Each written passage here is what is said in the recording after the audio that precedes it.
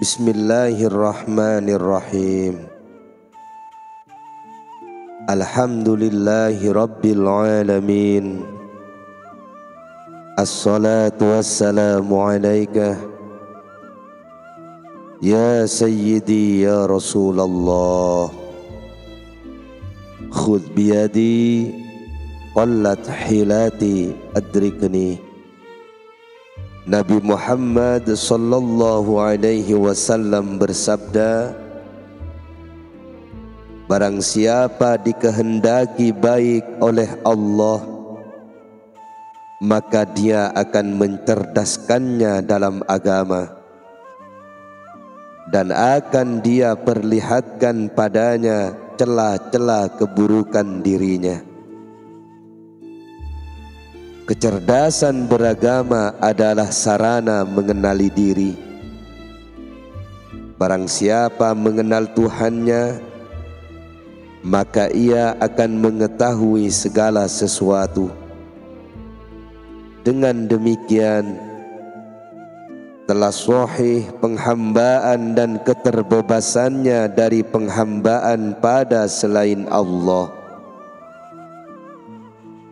Tidak ada kebahagiaan dan keselamatan bagimu hingga engkau lebih mementingkan Allah daripada selainnya, serta engkau lebih mementingkan agamamu daripada syahwatmu, akhiratmu daripada duniamu, dan penciptamu daripada makhluk sesamamu.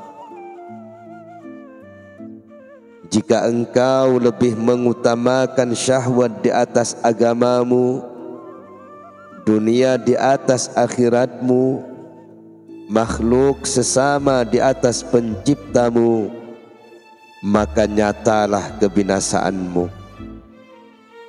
Lakukanlah instruksi ini. Sudah cukup bagimu terhijab dari Al-Haq Azza wa Jalla tanpa pengabulan atau ijabah. Pengabulan akan turun setelah adanya tanggapan atau istijabah. Jika engkau menanggapinya dengan amal, maka dia akan mengabulkanmu saat engkau meminta apapun padanya. Tanaman ada setelah ditanam. Berladanglah, niscaya engkau akan menuai. Nabi Muhammad sallallahu alaihi wasallam bersabda, dunia adalah ladang akhirat.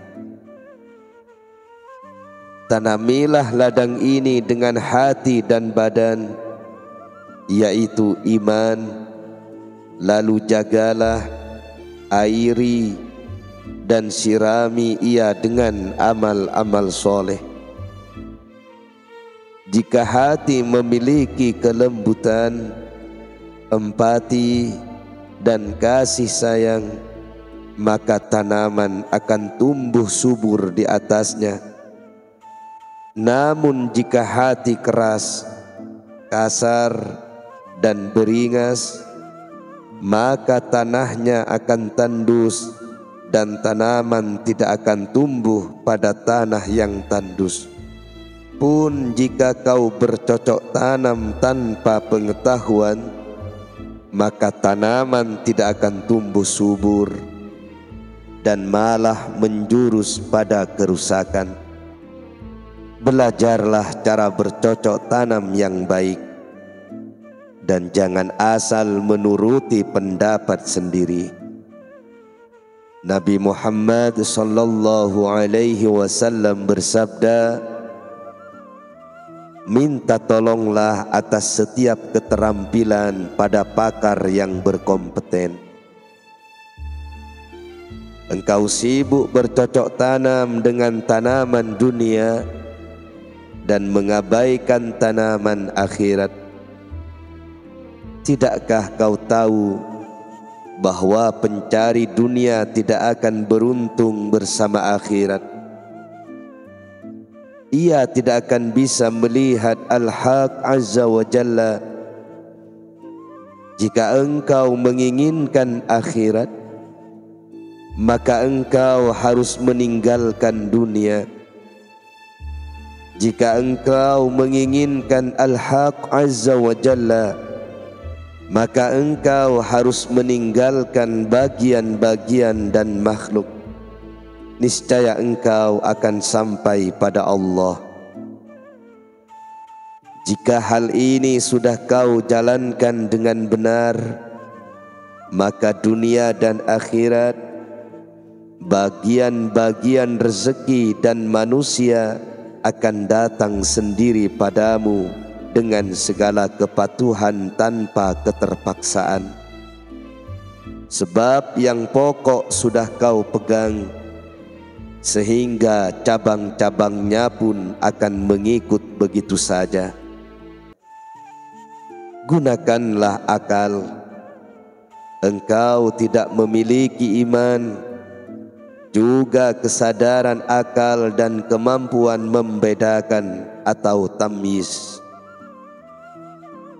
Engkau terpaku bersama manusia dan menyekutukan Allah dengan mereka. Engkau akan hancur binasa jika tidak bertaubat. Menyepilah menuju jalan kaum soleh. Menyepilah menuju pintu mereka. Janganlah engkau mempergauli mereka dengan pundak-pundak fisikmu tanpa hati. Jangan pula mempergauli komunitas mereka dengan kemunafikan dan pengakuan-pengakuan palsu serta kegilaanmu.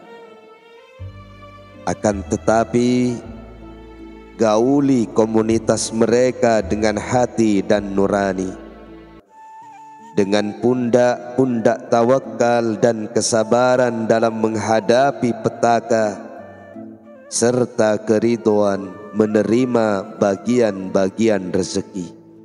Wahai pemuda, tetaplah bersama Allah meski petaka turun menimpamu.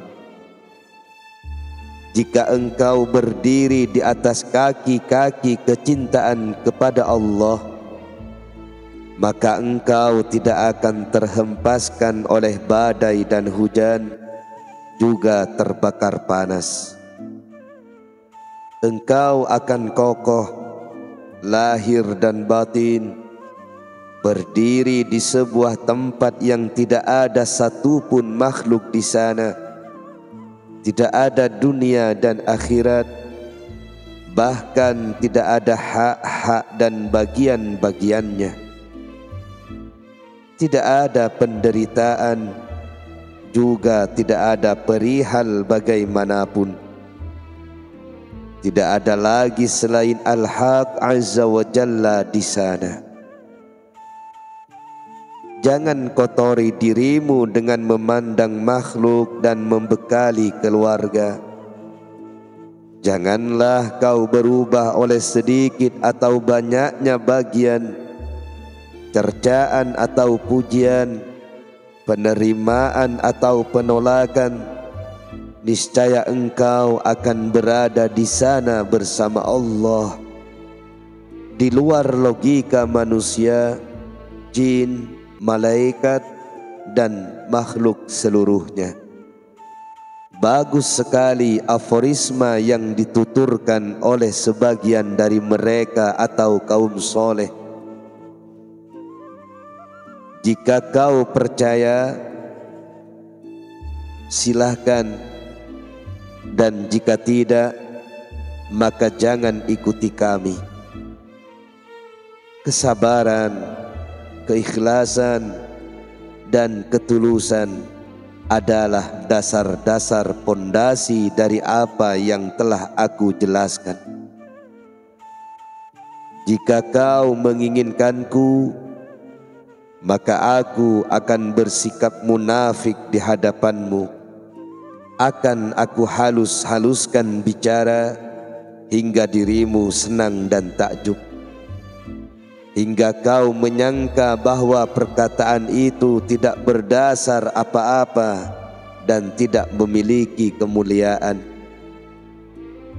Aku adalah api, dan tidak ada yang mampu bertahan di atas api kecuali kadal yang bertelur, mengeram, berdiri, dan duduk di dalam kobaran api. Berusahalah menjadi kadal dalam api petaka, dalam mujahadah dan penderitaan, serta bersabar menerima qadam-qadam qada dan takdir hingga engkau bisa bertahan menemaniku, menyimak penuturanku dengan segala ketegasannya dan mengamalkannya secara lahir dan batin, rahasia maupun terbuka, pertama dalam kesendirianmu atau khalwat, kedua dalam keramaianmu atau jalwah, dan ketiga dalam wujud eksistensimu. Jika engkau benar-benar melakukannya, maka akan kau peroleh kebahagiaan dunia dan akhirat atas kehendak dan takdir Allah Azza wa Jalla. Sedikit pun aku tidak tertarik pada seorang makhluk, sebab cintaku hanya untuk Allah Azza wa Jalla semata. Konsekuensinya, aku tidak menoleh sedikit pun pada apa dan siapa tanpa perintah Allah, tetapi aku hanya menguatkannya demi memenuhi haknya dari makhluknya. Aku tidak melemahkan dan menguatkan maupun menuruti mereka atau manusia dengan nafsuku. Seorang soleh, semoga Allah mengasihinya, menuturkan, turutilah Allah Azza wa Jalla dalam berinteraksi dengan makhluk, dan jangan turuti makhluk dalam berinteraksi dengan Allah. Kehancuran bagi yang hancur dan kebaikan bagi yang baik. Bagaimana aku mempedulikanmu sementara engkau adalah pendurhaka Allah, peremeh perintah-perintah dan larangannya, penentangnya dalam masalah qada dan takdirnya, serta musuhnya sepanjang siang dan malammu. Engkau dibenci dan terkutuk. Allah Azza wa Jalla berfirman dalam sebagian kalamnya, hadis qudsi, jika engkau taat maka aku ridho, dan jika aku sudah ridho maka aku akan memberkatimu dan barokahku tidak berujung. Namun jika engkau mendurhakaiku, maka aku murka, dan jika aku sudah murka, aku akan melaknatmu dan laknatku sampai 7 turunan. Zaman sekarang ini adalah era penjual belian agama dengan tin, era berpanjang angan dan ambisius. Berusahalah agar tidak termasuk orang yang disinyalir Allah Azza wa Jalla dalam firman-Nya. Dan kami hadapi segala amal yang mereka kerjakan, lalu kami jadikan amal itu bagaikan debu yang beterbangan. Quran surat ke-25 ayat 23. Setiap amal yang tidak didedikasikan untuk Allah Azza wa Jalla adalah debu yang beterbangan. Celakalah, kedokmu memang tertutup bagi kaum awam, namun ia tidak tersembunyi dari kaum khawas. Uang palsumu tersembunyi dari penukar uang? Tidak. Orang bodoh tersembunyi dari orang alim? Tidak. Beramallah dan ikhlaslah. Sibuklah dengan Allah dan tinggalkan kesibukan dengan sesuatu yang bukan urusanmu. Orang lain atau selainmu termasuk sesuatu yang bukan urusanmu, maka janganlah kau sibukkan diri dengannya. Engkau harus mengkarantina nafsumu hingga engkau mampu mengalahkan, merendahkan, dan menawannya, serta menjadikannya tunduk padamu, sehingga engkau bisa mengendarainya melewati padang-padang pasir dunia hingga sampai akhirat, melewati makhluk hingga sampai pada Al-Haq Azza wa Jalla. Jika engkau telah melakukan hal ini dengan sempurna dan dirimu sudah benar-benar kuat, maka engkau boleh mengikuti selainmu, mengeksplorasi duniawi, maju menghadap Al-Maula junjungan, dan menikmati hikmah-hikmah. Ingat, engkau harus memegang kebenaran hadis. Jangan lakukan penakwilan, sebab penakwil akan lari terlalu jauh dari kebenaran hadis.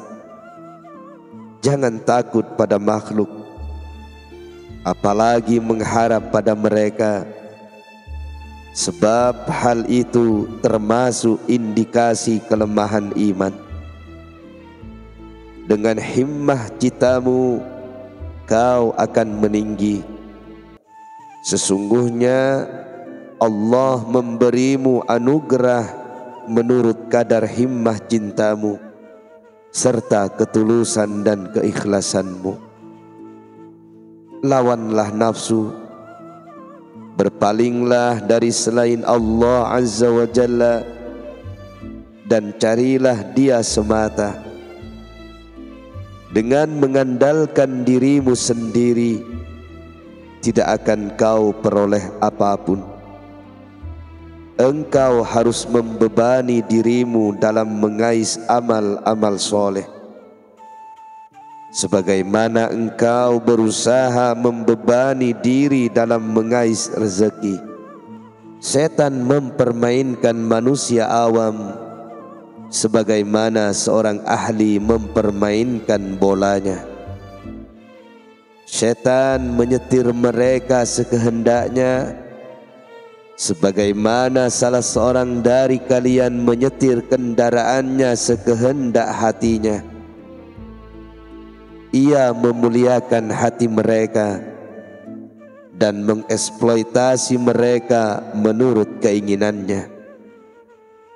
Ia turunkan mereka dari gubuk-gubuk peribadatan mereka serta mengeluarkannya dari mihrab-mihrabnya. Lalu ia hentikan mereka untuk melayaninya. Nafsu dalam hal ini membantu setan dalam menyediakan sarana dan prasarana tersebut. Wahai pemuda, cambuklah nafsumu dengan cambuk lapar dan cambuk pencegahan dari syahwat, kelezatan, dan kesia-siaan. Cambuklah juga hatimu dengan cambuk takut dan pengawasan, khauf wa muraqabah. Jadikanlah istighfar sebagai habitat nafsumu serta hati dan nuranimu, sebab masing-masing memiliki dosa khusus. Disiplinkanlah mereka untuk menuruti dan mengikutinya dalam segala kondisi. Hai orang yang kurang pengalaman, jika takdir memang sudah tidak mungkin lagi kau tolak dan ubah, atau kau hapus dan kau tentang, maka janganlah kau inginkan apa yang tidak diinginkan Allah. Jika memang tidak datang kepadamu kecuali apa yang Dia inginkan, maka jangan inginkan sesuatu yang tidak diinginkan Allah. Jangan lelahkan dirimu sementara hatimu masih terpaut dengan sesuatu yang tidak diinginkan Allah. Serahkanlah semua pada Tuhanmu Azza wa Jalla. Bergantunglah pada rahmatnya dengan tangan pertaubatanmu padanya. Selama engkau menjalankan hal ini, maka dunia akan hilang dari mata hati dan kepalamu.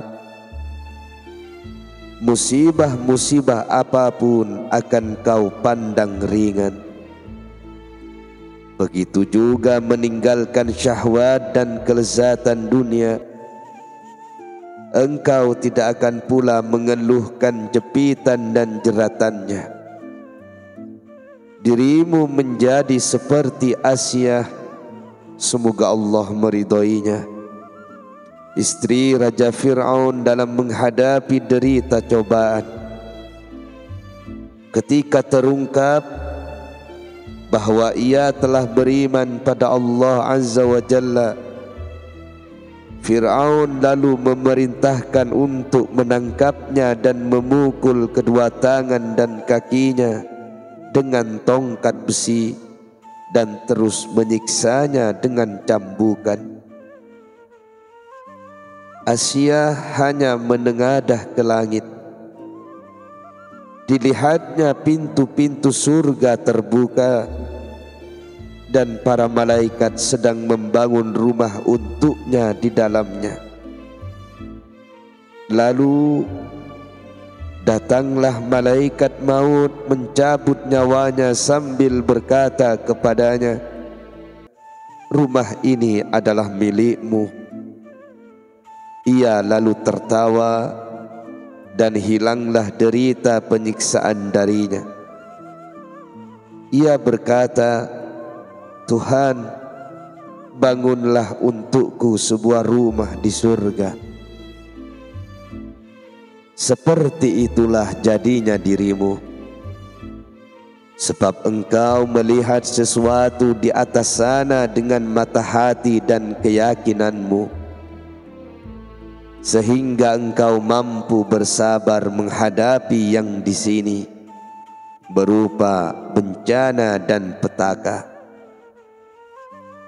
Engkau keluar dari daya kekuatanmu, dan engkau tidak mengambil juga tidak memberi, tidak bergerak juga tidak diam, kecuali dengan daya kekuatan Allah.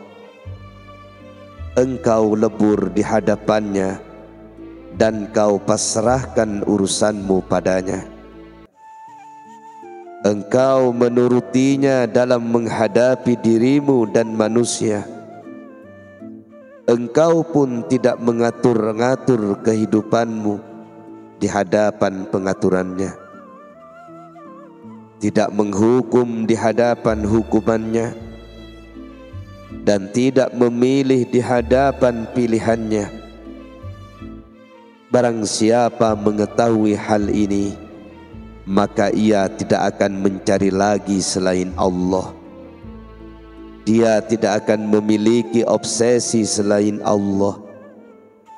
Bagaimana seorang yang berakal tidak mengangankan hal ini bila persandingan dengan Allah Azza wa Jalla tidak akan sempurna kecuali dengannya.